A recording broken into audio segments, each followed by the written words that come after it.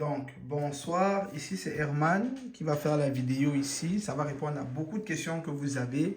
Herman, où est-ce qu'on télécharge les documents et de quels documents est-ce que j'ai besoin? Donc, cette vidéo te concerne si tu t'es déjà inscrit au portail. Si tu ne t'es pas encore inscrit au portail, j'ai fait une vidéo spécialement pour ça que tu devrais regarder. C'est une petite démo de 4 minutes qui te montre comment le portail fonctionne. Donc ici, je fais vraiment cette vidéo pour ceux qui sont déjà inscrits au portail et qui veulent savoir par où et quel document il faut téléverser. Donc, on est sur Google ici. Première chose, on va aller sur le site web de l'entreprise. Donc, zamboutax.com.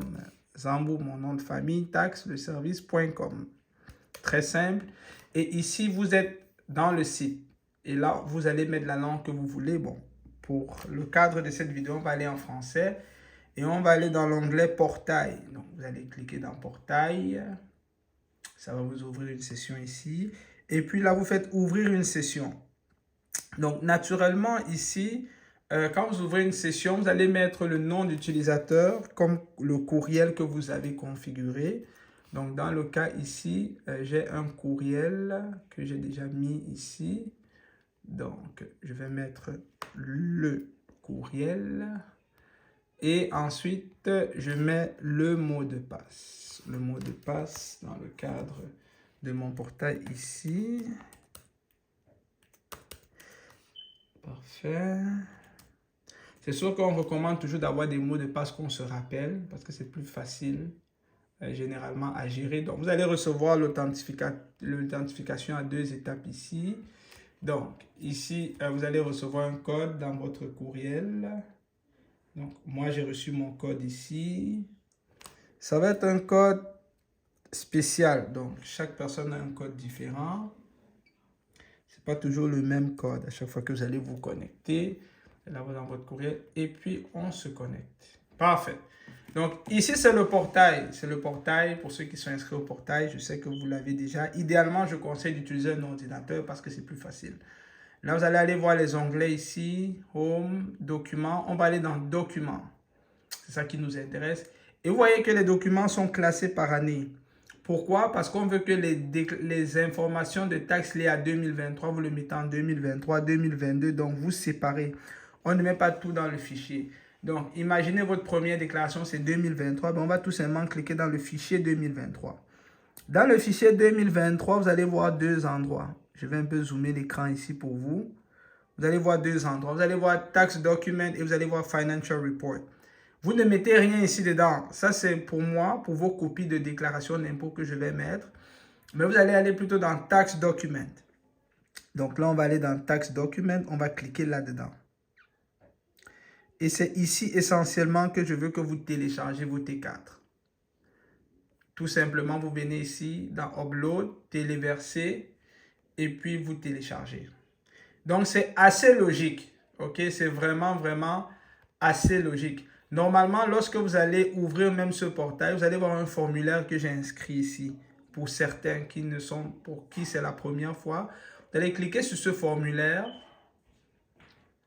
Et ce formulaire a les informations dont nous aurons besoin. Votre prénom, le formulaire il est remplissable, vous avez à juste remplir et puis télécharger. Donc, le prénom, le nom de famille, le numéro d'assurance sociale, la date de naissance, votre langue de correspondance, l'année, donc l'état civil, bon, ça c'est pour la plupart, on peut sauter ça. L'état, ouais, on ne saute pas, désolé, ça c'est si vous êtes marié, célibataire ou conjoint de fait. Une déclaration d'impôt est produite auprès de l'ARC pour la première fois. Si c'est la première fois, on dit oui. Êtes-vous citoyen canadien? Ben, pour beaucoup, ça va être non. Donc, je vais sauter ces étapes-là. Il suffit juste de lire et cocher ce qui s'applique à soi-même. L'adresse, vous rentrez votre adresse, numéro de téléphone, adresse courriel. Votre date d'arrivée, c'est très important. Si vous êtes arrivé en 2023, veuillez l'indiquer. Maintenant, voici ce qui nous intéresse ici. Ça, c'est la section liée au formulaire d'impôt. Souvent, on me demande, Herman, quels sont les documents de taxes que je dois te donner? C'est ici qu'il faut vraiment prendre le temps de lire. Le T4, rapidement, vous recevez un T4 si vous avez eu un emploi. Vous avez eu un emploi, vous avez fait des déductions. L'employeur doit vous donner le T4, vous devez aller contacter l'employeur pour ça. Le relevé 1. Le relevé 1 va accompagner le T4 pour ceux qui sont au Québec. Si vous n'êtes pas au Québec, Oubliez le relevé 1. Le relevé 1, c'est seulement si vous avez travaillé au Québec. Le T4 vient accompagné d'un relevé 1. Ensuite, il y a le document qui s'appelle le T2202. Ça, c'est pour ceux qui ont fait des études à l'université ou au collège. Et si vous avez étudié dans un établissement au Québec, ben, ce formulaire de T2202 est accompagné par le relevé 8. Encore, si vous n'étiez pas étudiant, ces formulaires que je viens de nommer jusqu'à présent ne s'appliquent pas à vous. Le T4A, c'est souvent des gens qui ont été payés en commission, qui ont reçu des bourses, des choses comme ça. Donc, c'est généralement des gens qui reçoivent des montants cash au cours de l'année. Ces T4A vont vous être émis par le gouvernement. Comme je dis, la situation de toute personne est différente. Donc, c'est du cas par cas. Ce n'est pas parce qu'on a mis tous ces relevés que tous ces relevés s'appliquent à vous.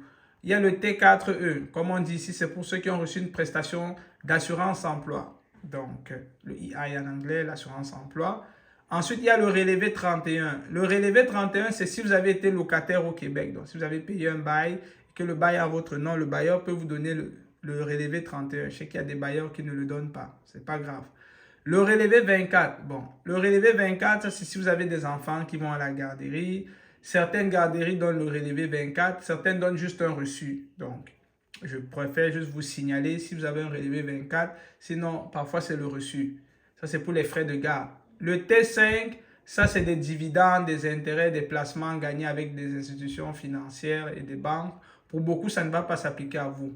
Les dons sont déductibles. On peut mettre les dons, mais uniquement les dons par des organismes de bienfaisance reconnus. Donc, si vous êtes dans une église et que vous avez fait des dons, rassurez-vous que l'église où vous allez est un organisme de bienfaisance et qui sont reconnus. Parce que si on déclare les dons et après le gouvernement vous dit, ben, ça se peut que ça va un peu faucher les choses pour vous. Vous aurez peut-être à rembourser. Donc, les dons à des organismes de bienfaisance. Le REER, pour beaucoup de nouveaux arrivants, le REER, vous n'allez même pas savoir ce que c'est. C'est un compte d'épargne retraite.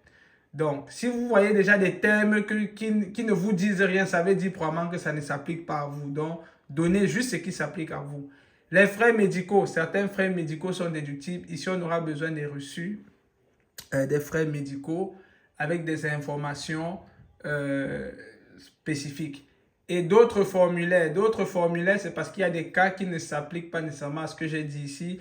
Mais pour 95% des gens, on est pas mal là-dedans. Donc, surtout si vous êtes nouveau arrivant, je crois qu'on a pas mal fait le tour pour ce qui vous concerne généralement. Maintenant, pour ceux qui sont un peu plus longtemps au pays ou ceux qui sont déjà dans notre système client, ben vous savez que vous pouvez déjà nous communiquer s'il y a quelque chose de particulier qui s'applique à vous. Donc, cette vidéo consistait à vous montrer comment est-ce que vous devez envoyer les documents. Donc, je vais juste faire un résumé ici. Donc, on vient à la page d'accueil, on sélectionne le document, on ouvre le fichier qui correspond au formulaire d'impôt qu'on a. Donc, si on veut faire 3 ans, on met les choses de 2023 en 2023, 2022 en 2022, 2021 en 2021.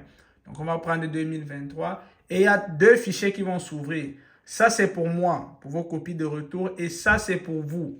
Ici, c'est ici que vous allez uploader vos formulaires d'impôt. S'il vous plaît, uploadez vos formulaires d'impôt aux bons endroits. Je ne veux pas entrer dans le portail d'un client et puis je vois les formulaires d'impôt ici. S'il vous plaît.